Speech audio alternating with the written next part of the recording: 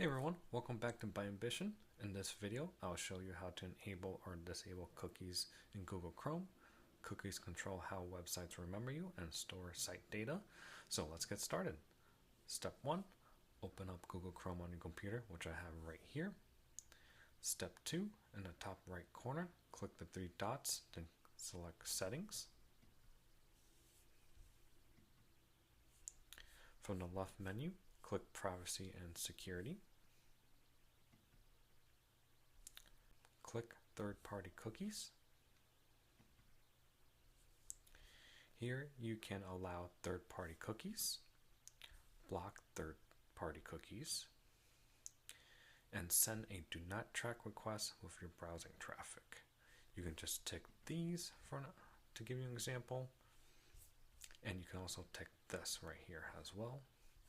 A pop-up will occur and just give you information what will happen. And after that, you can just hit confirm. And there's also another option at the bottom here where you can just add the sites you prefer to allow third-party cookies by clicking this add button.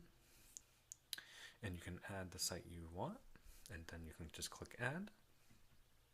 Overall, choose the best option that works best for you. And that's it. You have successfully enabled or disabled cookies in Google Chrome.